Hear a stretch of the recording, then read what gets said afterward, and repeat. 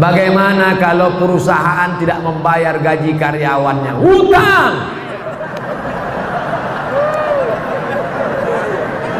Kalau aku berutang pada satu orang saudaraku, nanti ku cari engkau di padang mahsyar, insya Allah jumpa kita. Tapi kalau yang aku berutang kepada karyawan 1000 orang, wahai perusahaan-perusahaan, kau bayarlah sekarang, daripada kau cari mereka di akhirat nanti. Sedangkan di Sumatera aja payah mencarinya, apalagi di padang mahsyar.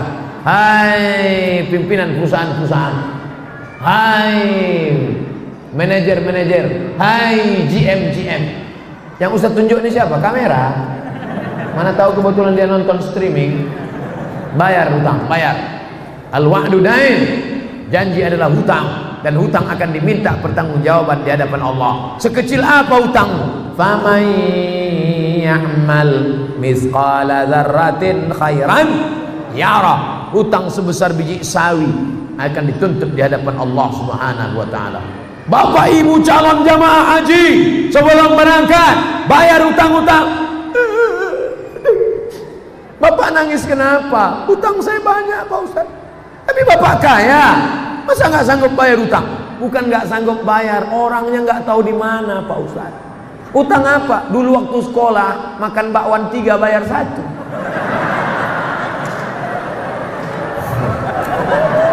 Waspadalah. Bayar. Saya mengamalkan surat Al-Kahfi setiap malam Jumat. Bagaimana hukumnya? Man qara'a surat Al-Kahfi yaumal Jum'ah. Siapa yang baca surat Al-Kahfi malam Jumat, pagi Jumat, sore Jumat, siang Jumat, dari mulai habis maghrib, sore Kamis, malam Jumat, sampai habis asar, sampai menjelang maghrib hari Jumat, baca surat Al-Kahfi. Adha'a lahu min nur. Dia dapat cahaya. Dengan cahaya itu dia bisa membedakan mana hak, mana hoax. Mana hak, mana hoax, mana hoax, mana hak. Kita malam ini bisa membedakan mana orang, mana tiang, mana orang gara-gara apa? Gara-gara cahaya, bukan gara-gara mata. Coba matikan lampu semua, buka mata lebar-lebar. Bisa melihat. Kita bisa melihat bukan karena mata, tapi karena cahaya. Makanya ada orang buta tapi hafal Quran. Kenapa? Matanya tertutup tapi hatinya terang. Nur cahaya. Alhamdulillah Pak Ustaz, saya sudah dapat. Bapak dapat? Iya. Kenapa? Nama bini saya Nur Cahaya. Maka siapa yang mendapatkan nur? Orang yang membaca surat Al-Kahfi hari Jumat, malam Jumat. Yang sudah mengamalkan terus, hadisnya sahih. Baik, yang belum mengamalkan segera amalkan. Mudah-mudahan umurnya sampai hari Jumat. Saya mengamalkan bacaan ya Razzaq urzuqnil ba'dal fana di setiap habis sunat fajar. Bagaimana hukumnya Pak Ustaz? Ya Razzaq, wahai engkau yang memberikan rezeki, urzuqnil ba'dal fana, berikan aku kekekalan setelah binasa. Setelah tanganku binasa dimakan cacing tanah, setelah mataku binasa dimakan ulat, berikan aku kekal abadi. Setelah, apakah doa ini salah? Tidak salah. Silakan amalkan. Ya Razzaq, wahai engkau yang memberi rezeki, wahai engkau yang memberi rezeki, urzuqnil ba'dal fana, berikanlah aku kekal setelah binasa. Binasa dunia tapi aku tidak binasa. Selama doa itu tidak salah menurut akidah, maka tidak salah diamalkan. Tapi kalau diajarkan doa, wahai penjaga laut, penjaga sungai, penjaga pohon kayu, datanglah, datang. Itu doa manggil hantu. Nanti pas setelah itu hantunya datang, what can I do for you? Syukran kasiran Ustaz, afwan. Kalau ada orang menyebut syukran, terima kasih, jawabannya afwan. Menurut Ustaz, jamaah tabligh itu baik apa tak baik? Entah. Ada orang kampung saya punya meja biliar bola sodok. musik keras. Pergi saya ke Mesir kuliah, pulang saya kuliah, saya sholat di masjid, saya jadi makmum. Imamnya enak sekali baca ayat Bismillahirrahmanirrahim, Alhamdulillahi Rabbil Alamin.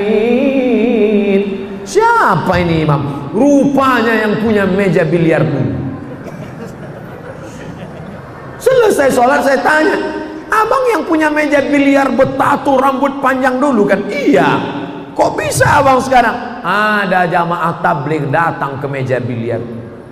Selama ini ustadz cuma di masjid saja. Ustadz tidak pernah mengajar kami sholat. Jamaah tabligh datang, kami marah-marah. Jamaah tabligh, pergi keluar, nanti ku pukul kepala. Besok dia datang lagi. Sampai akhirnya kami muak, akhirnya kami ikut dia ke masjid. Ustadz Somad berceramah di masjid. Ustadz Somad tidak pernah ceramah di meja biliar. Siapa yang membuat preman-preman tengik tobat? Siapa yang membuat orang-orang di parkir tobat? Nih jamaah tabligh. Kira-kira jamaah tabligh ini baik apa tak baik? Yang bilang bukan saya. Saya cuma nanya aja. Jadi kalau ada orang mengatakan jamaah tabligh tidak baik, kenapa jamaah tabligh tidak baik? Karena jamaah tabligh pakai sorban, Nabi Muhammad pakai sorban.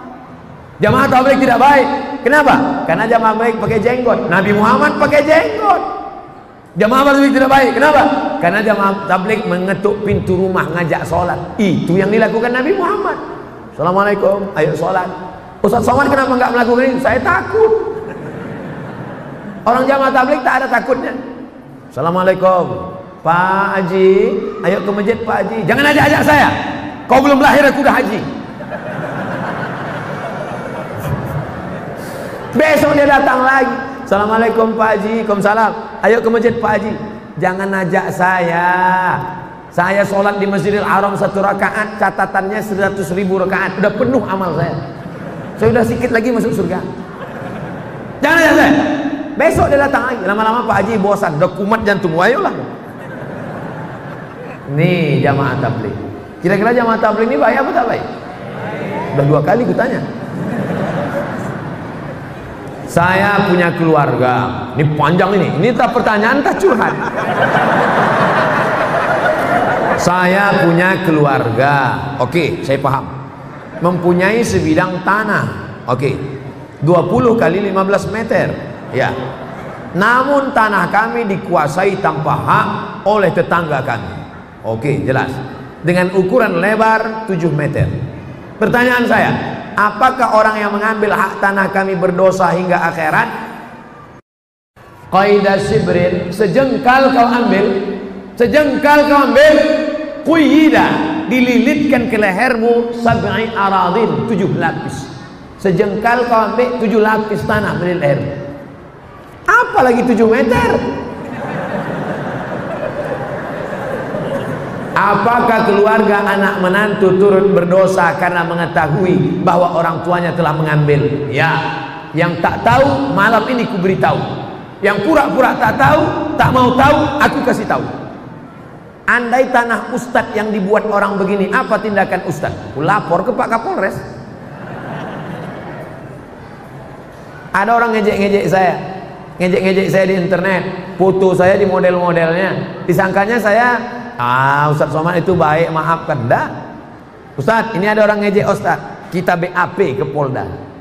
Berapa tahun? 4 tahun, tenggelamkan. Jangan macam-macam.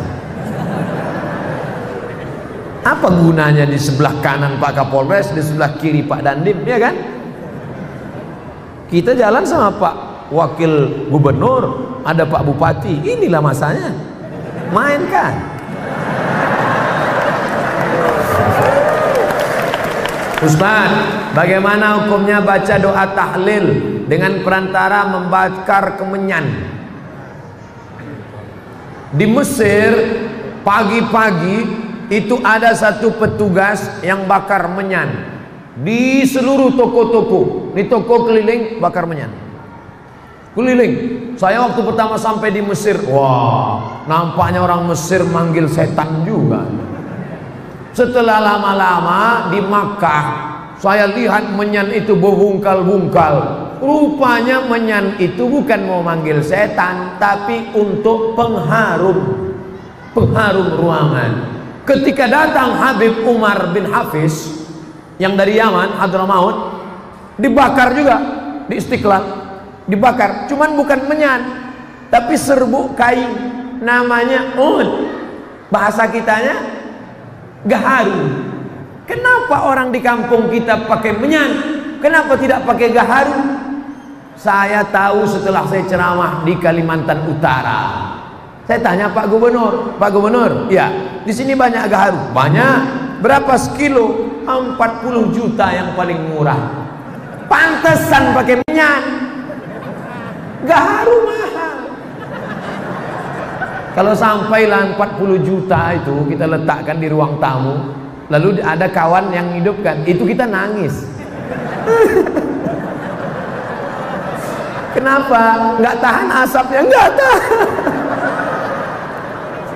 40 juta bro. Jadi kalau di majelis Habib, majelis maulid, sebelum doa baca itu untuk mengharum ruangan. Karena dengan harumnya ruangan, malaikat-malaikat suka. Tapi kalau di ruangan itu bau busuk, man akala basolan, siapa yang makan bawang merah, makan bawang putih, malaikat tidak mau masuk. Kenapa? Malaikat tak tahan mencium. Malaikat, apalagi jengkol sama petai. Tapi kalau gosok gigi dulu boleh. Jadi kalau ada orang membakar menyan, membakar gaharu, tujuannya untuk mengharumkan ruangan, tidak apa-apa. Tapi kalau dianggapnya asap inilah yang membawa ke alam, apalah, nah, ini tak betul, berarti keyakinannya tidak benar. Jadi kalau ada yang tidak orang bakar, tanya dulu, ini bakar untuk apa? Untuk mengharum ruangan. Dengan harumnya ini, kan harum gak perlu lagi. Masjid kita ada pakai pengharum ruangan. Sekarang ada orang pakai harum, itu pakai bahan kimia. Ada bahan kimia kita hirup masuk ke dalam, itulah yang menjadi cancer. Tulisannya CANCER, cancer. Orang kita payah bilang cancer, kenapa? Kanker.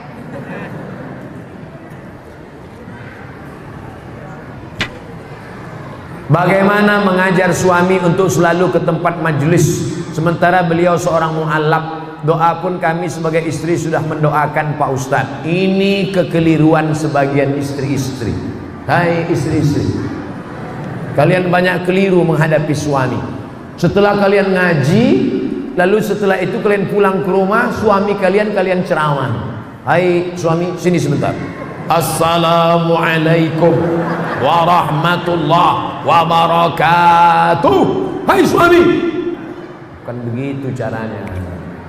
Bahannya dari mulut ibu, tapi pakai lidah wali. Perempuan punya wali 6. Abang, wali perempuan ada 6. Ayah, kakek, abang, adik, abang ayah, adik ayah. 6 wali kalian bu. Lapor ke wali, nanti wali yang menasihati dia. Menantuku, hei adik iparku, sini sebentar. Begitu. Makanya laki-laki mesti ngerti. Nanti kalau abang ipar kalian menasihati, itu bukan dia intervensi. Jangan kamu ngomong, Pak, ini keluarga kami, jangan intervensi kan. Nah, ini nggak ngerti keluarga. Ibu tetap berdoa, kami juga nanti di akhir majelis tetap mendoakan. Mudah-mudahan suami-suami ibu menjadi suami-suami yang baik-baik semua. Ahlan wa sahlan Ustadz di kota Pala, Fakfak. Semoga Allah senantiasa memberikan kesehatan dan keselamatan. Amin. Bagaimana hukumnya orang tua menolak pinangan laki-laki disebabkan karena keturunannya, padahal laki-laki tersebut baik agamanya? Hai para jomblo-jomblo, tenang, Allah bersama kalian. Takbir, kuat takbir jomblo. Hai bapak-bapak, hai ibu-ibu yang punya anak gadis, dengar baik-baik. Idza ja'akum man tardawna dinahu, kalau datang kepadamu laki-laki baik agamanya, wa khuluquhu, baik akhlaknya, baik agamanya, baik akhlaknya, 2 saja. Jangan kau cari macam-macam, dua saja, baik agamanya, baik akhlaknya. Fazawwijuhu, nikahkan dia dengan anak gadismu, nikahkan dia dengan adikmu, nikahkan dia dengan cucumu. Illa taf'alu, kalau itu tidak kau lakukan, takun fitnatun fil ardi wa fasadun arid, akan terjadi fitnah yang besar. Kalau mahar mahal, maka zina murah. Maka kalau datang nanti anak lajang ini meminang anak gadismu, meminang adikmu, meminang cucumu, baik agamanya, baik akhlaknya, nikahkan. Siap? Yang bilang siap itu yang punya anak gadis, bukan yang mau minang.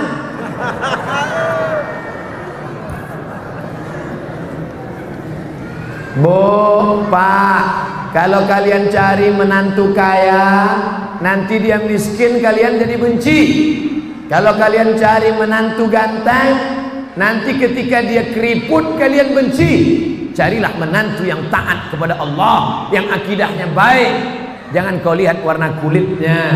Bilal bin Abi Rabah dipanggil oleh Nabi, "Ta'al Bilal, aku dengar suara sendalmu dalam surga."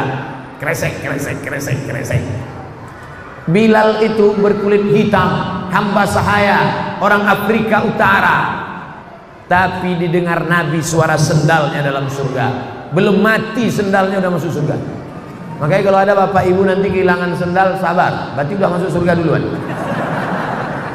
Jangan-jangan sendal saya pula hilang duluan. Jangan kau lihat lagi isu ini, masih banyak orang tidak mau menerima hanya gara-gara suku la ilaha illallah. Saya sebagai orang Jawa enggak mau kalau anak gadis saya nikah sama orang Batak. Kenapa, Pak? Derajat terlalu jatuh, masa dari emas jadi tulang. Ini orang. Kalau orang kerja di bank konvensional, gajinya riba atau tidak riba, Pak Ustaz?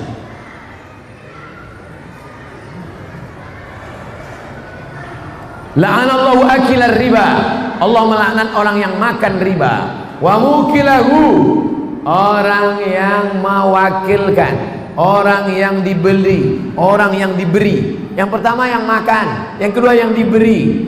Wa katibahu, pegawai pencatat administrasinya. Wa syahidaihi, yang menjadi saksinya. Kulluhum sawa, keempat-empatnya makan riba. Saudaraku yang di konvensional, pindah kalian ke BNI Syariah, Bank Syariah Mandiri, Bank Muamalat. Gak bisa Pak Ustadz, belum ada. Oke, mudarat boleh. Darurat, darurat tingkat tinggi. Ustadz, kalau saya keluar dari sini, istri saya sedang hamil tua, motor saya masih kredit rumah. Stop, jangan cerita, aku tak tahan mendengar.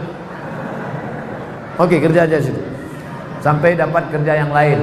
Nanti kalau sudah dapat kerja lain, resign dari situ. Ustaz, bagaimana batas-batas wanita berhias keluar rumah, pakai make up? Banyak perempuan sekarang mukanya putih, tangannya hitam.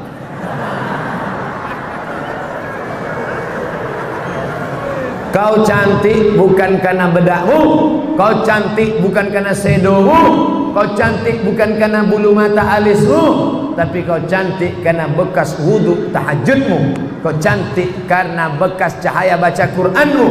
Itulah yang disebut dengan inner beauty, kecantikan dari dalam. Ini perempuan banyak bersolek-solek, sudah tahu AC mati panas dipakai bedak, luntur, alis ini cukur, cukur, pakai whiteboard. Oh gitu, panas meleleh. Panas ya, iya, iya. Orang senyum semua. Orang senyum. Apa tak senyum? Nengok tuyul. Pulang ke rumah mati lampu. Assalamualaikum. Assalamualaikum bang. Istri buka pintu. Allahu qayyum la ta'khudhuhu sinatun wa la nawm lahu ma fis samawati. Ini hantu kok enggak pergi? Ini istrimu bang. Jangan bersolek-solek jahiliyah. Ustaz, saya ini mukanya pucat. Muka saya pucat Pak Ustaz. Nanti kalau saya nggak pakai bedak, orang nyangka saya sundel bolong. Pakai natural, sekedar warna kulit boleh. Pakai minyak wangi menghilangkan bau ketiak, bau bawang boleh. Tapi kalau sampai bau parfum dipakai di luar, imam hilang konsentrasi. Wala na'bidum ma'abadtum wala antum ma'abiduna wala na'bidum ma'abadtum sampai hilang lakum dinukum waliyani. Yang biasa sekedar menghilangkan bau ketiak boleh, itu namanya natural. Bagaimana konsep pendidikan anak dalam Islam? Sejak dalam kandungan hingga jadi anak soleh, hafiz Quran 30 juz. Ada orang mengatakan mendidik anak itu sejak SD. Sejak SD baru bisa dididik. Ada lagi yang mengatakan mendidik anak sejak pandai berjalan. Tapi yang paling tua pendapat, mendidik anak adalah sejak mencarikan ibunya. Aminah ibunya, maka lahirlah anaknya Al-Amin. Al-Amin akan lahir dari Aminah. Tapi jangan gara-gara ini nanti bapak pulang ngomong sama istrinya, gara-gara kau tidak Aminah maka anak kita tidak Al-Amin. Yang kalian yang lajang-lajang, yang belum menikah, mudah-mudahan ditemukan dengan Aminah. Yang ngomong amin yang belum nikah, ini anak udah 2 amin. Gak tahu dia istrinya nengok dari atas. Awas. Bapak Ibu yang dimuliakan Allah, cari istri solehah, dia nanti akan mendidik anak-anak kita. Kita pergi petang, pergi pagi, pulang petang, peras keringat, banting tulang. Kita pergi pagi, anak belum bangun tidur. Kita pulang malam, anak sudah tidur. Kita jarang pulang, nama Toib. Siapa yang mendidik anak-anak kita? Nih mereka. Didik istri solehah. Istri solehah saat mengandung anak dibacakannya Al-Quran. Bismillahirrahmanirrahim. Amma yatasa'alun 'anil naba'il 'azim alladzi hum fihi mukhtalifun. Kalla saya'lamun. Masya Allah, 3 kali ganti, macam penerbangan juga.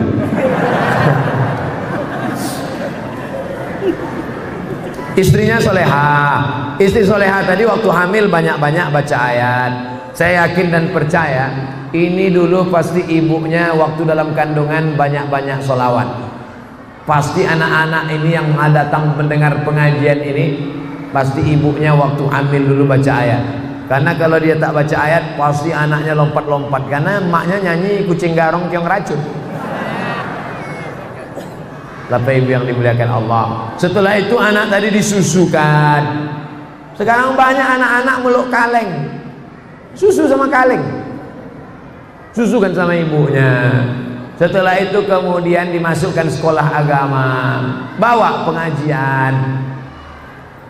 Kemarin saya pergi ke hotel, kebetulan di hotel itu tinggal anak MTQ dari Kabupaten Bengkalis, Riau, umur 8 tahun, hafal Quran 30 juz. 8 tahun, cari di internet, namanya An-Nisa Zahra dari Riau. Saya tanya kakeknya, "Kek, ini gimana dia bisa hafal Quran umur 8 tahun?" Sejak kecil di kamarnya non-stop 24 jam MP3 Al-Quran. Jadi Bapak Ibu nanti pulang dari sini, lagu-lagu dangdut, Cinta Satu Malam, Kabikaci Kabigam, Coach Kotahe, campakkan ke laut. Jangan rusak laut, nanti dimakan ikan hiu pula, bakar. Alhamdulillah Pak Ustaz, semua CD lagu dangdut udah saya sodakohkan. Jangan, mengalir dosanya. Balik dari sini, lagu-lagu dangdut bakar, robah dengan MP3 Al-Quran. Bagaimana jika niat pakai cadar tapi dilarang orang tua karena takut lulus kuliah tak dapat kerja? Yang nyuruh pakai cadar itu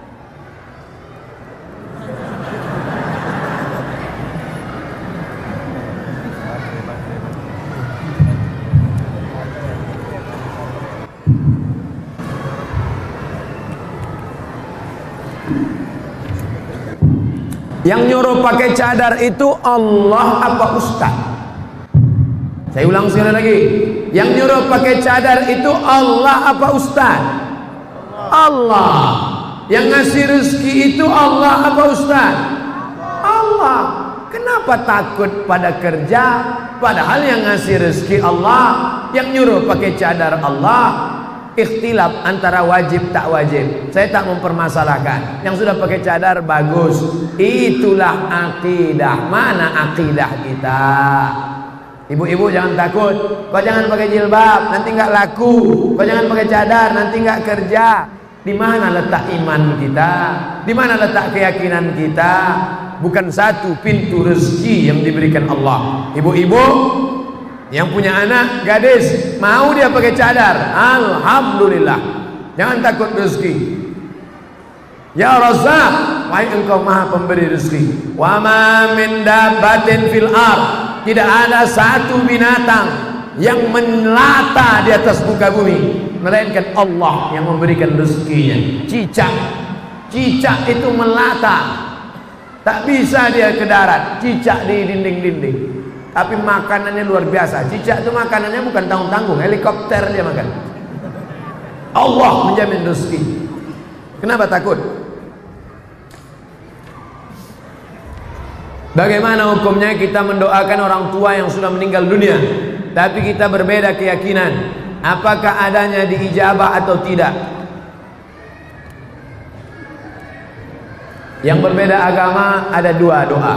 Doa ketika masih hidup, Allahumma hdi qaumi fa innahum la ya'lamun. Berikan hidayah. Berikan hidayah kepada bapakku, berikan hidayah kepada ibuku, berikan hidayah kepada kakekku. Doa itu dia panjatkan Nabi untuk umatnya. Adapun yang sudah meninggal dunia, serahkan dia kepada Allah. Ayahku ini hambamu, kakekku ini hambamu, ibuku ini hambamu, maka kuserahkan dia kepada engkau ya Allah. Itu doa Nabi Isa. In tu'adzibhum fa innahum ibaduk. Kalau kau azab maka mereka itu hambamu ya Allah. Kalau kau ampunkan mereka itu hambamu ya Allah. Kalau kau azab mereka itu juga hambamu ya Allah. Itu yang bisa kita ucapkan. Serahkan kepada Allah Subhanahu wa ta'ala. Kata yang sering belajar, kita yang sering belajar dari ceramah tausiah di YouTube disebut madrasah YouTubiah. Apakah sering menonton dan mendalami ceramah akhi? Sanad kita mengikuti sanad akhi, mengikuti sanad. Apakah kalau kita mengambil ilmu dari YouTube, dari Google, itu bisa dianggap punya ilmu yang benar? Ya. Yang paling tinggi kualitasnya namanya sama. Sama itu artinya mendengar langsung. Saya mendengar hadis ini dari Syekh Mahmud Abu Hashim. Syekh Mahmud Hashim mendengar hadis ini dari Sayyid Muhammad. Sayyid Muhammad mendengar hadis dari Sayyid Alawi. Sayyid Alawi mendengar hadis dari Sayyid Abbas Al-Hasani Al-Maliki. Sampai sanadnya kepada sahabat Nabi namanya Abdullah bin Amr bin As. Abdullah bin Amr bin As dari Nabi Muhammad sallallahu alaihi wasallam. Itu namanya sama, namanya sama. Bagaimana kalau kami dari buku Pak Ustaz? Buka buku, ambil hadis, namanya wijadah. Wijadah namanya. Tetap diakui, cuman kualitasnya bawah. Begitu juga dengan mendengar tidak langsung dari tape recorder, dari MP3, maka itu bisa juga. Yang penting ustadznya ada. Ada ustadznya di alam nyata. Bapak Ibu yang selama ini mendengar saya di YouTube, kira-kira Ustadz Somad itu ada tak di alam nyata? Inilah makanya malam ini dia datang mau nengok. Ada rupanya. Nah, jadi yang penting ustadznya ada. Bapak ibu belajar dari Habib Rizik Syihab. Habib Rizik itu ada atau tak ada? Ada. Maka boleh belajar dari Ustadz Adi Hidayat. Ustadz Adi Hidayat ada. Yang tak boleh itu dari Ustadz Upin Ipin. Nah, itu tak ada. Selama orangnya ada, kajinya benar, akidahnya Ahlussunnah wal Jamaah, maka boleh, tak masalah. Ajaztum jami'a marwiyati wa muallafati wa muhadarati. Saya ijazahkan semua MP3, semua video YouTube, semua buku-buku, 37 masalah populer, 99 tanya jawab salat, 30 fatwa seputar Ramadan. Saya ijazahkan semua riwayat-riwayat ilmu yang saya sampaikan kepada ini, semua yang hadir di majelis Masjid Agung malam ini. Jawabnya qabiltu, aku terima. Saya pernah melihat orang mau dikubur, sebelum ditutup kuburannya diazankan. Allahu Akbar, Allahu Akbar. Jenazah mau masuk. Apa dalilnya? Qiyas. Quran, hadis, ijma', qiyas. Tak ada ayat Quran, hai orang beriman kalau mati azankanlah. Tak ada. Tak ada hadis Nabi, hai orang beriman kalau mati azankanlah. Tak ada. Tak ada ijma' ulama. Tapi kias ada. Mana kiasnya? Lahirnya diazankan, maka matinya pun di sebahagian mazhab Syafi'i. Kalau ada yang buat jangan salahkan. Kalau tidak dibuat tidak apa-apa. Dia tidak macam sholat. Kalau sholat wajib, kalau tidak dibuat haram. Ada dalam hadis, ada dalam Quran, ada dalam ijma'. Kalau mengazankan jenazah ini kias. Sebagian mazhab mau dibuat silakan, tidak dibuat tidak ada apa-apa. Jangan berkelahi gara-gara ini. Orang tua saya beliau taat beribadah, namun di samping itu dia punya ilmu-ilmu yang dapat dari nenek kami. Katanya nenek kami bisa mengetahui masa depan. Sering didatangi meminta keberuntungan. Cara mendapatkan ilmu itu dengan bawa pengorbanan uang dan ayam. Ayam goreng apa ayam hidup? Dengan mengamalkan ilmu itu terbebas dari bahaya. Dan yang anehnya Ustadz, perantara berdoa yaitu makhluk yang disebut amin. Apakah ilmu? Ini ilmu nenek moyang zaman dulu biasanya berteman dengan jin. Dulu jin itu berteman dengan nenek kita. Setelah nenek kita meninggal, dia datang ke bapak kita. Setelah bapak kita meninggal, dia mau datang ke saya. Ketika kita sedang berzikir, tiba-tiba dia datang. Hai Abdul Somad, aku adalah kawan nenekmu dulu. Apakah boleh kita berteman? Tidak. Temanku sudah banyak di fak-fak. Jangan berteman dengan jin. Buka surat Al-Jin juz 29. Fariqum minal insi, ada sebagian manusia ya'udzuuna birijalin minal jinni, mereka minta kepada jin, fazaduhum rahaqa, maka rusak akidah mereka. Akidah, jangan berteman dengan jin, putuskan hubungan dengan jin. Kertas terakhir, Bapak Ustadz yang kami hormati, sesuai sabda Rasulullah bersabda, barang siapa sholat atas jenazah sampai 3 shaf, maka si mayit masuk surga. Imam Tirmizi. Yang dipertanyakan, jika seorang dalam hidupnya setiap hari kegiatan rutinnya mabuk, judi, mencuri, merampok, dan selalu buat onar sehari-hari, lalu kemudian dibuat 3 shaf, apakah dia masuk surga? Dia masuk surga. Hadis yang lain lebih ringan daripada ini. Man qala la ilaha illallah dakhalal jannah. Siapa yang mengucapkan la ilaha illallah Muhammad Rasulullah masuk surga. Cuman masuknya kapan? Dia berjudi, dia obok-obok dulu di neraka. Dia berzina, dia obok-obok dulu di neraka. Nanti ujung-ujungnya masuk surga. Hadis model seperti ini namanya hadis targhib wa tarhib, memberi motivasi supaya kita rajin melaksanakan sholat jenazah, supaya rajin la ilaha illallah. Kita mau bersihkan dari narkoba, bersihkan dari zalim, supaya kita masuk surga tapi tidak singgah di neraka. Allahumma ajirna minan nar, Allahumma ajirna minan nar, Allahumma ajirna minan nar, wa qina azabannar. Amin ya rabbal alamin. Jam 21.59, jam 10.22 genap 2 jam kita bersama, kurang 20 menit lagi. Berarti kita sudah bersama 2 jam kurang 20 menit. Sejam setengah lah itu Pak Ustaz, terserahlah. Yang penting kebersamaan kita malam ini mudah-mudahan bernilai amal soleh. Ala hazihin niyah wa kulli niyatin salihah. Al-Fatihah. A'udzu billahi minasyaitonir rajim. Bismillahirrahmanirrahim. Alhamdulillahirabbil alamin. Arrahmanir rahim. Maliki yaumiddin. Iyyaka na'budu wa iyyaka nasta'in. Ihdinas shiratal mustaqim. Shiratal ladzina an'amta 'alaihim ghairil maghdubi 'alaihim waladdallin. Amin. Allahumma inna nas'aluka salamatan fid din. Selamatkan akidah kami dan anak keluarga kami ya Allah. Wa afiatan fil jasad. Sehatkan badan kami.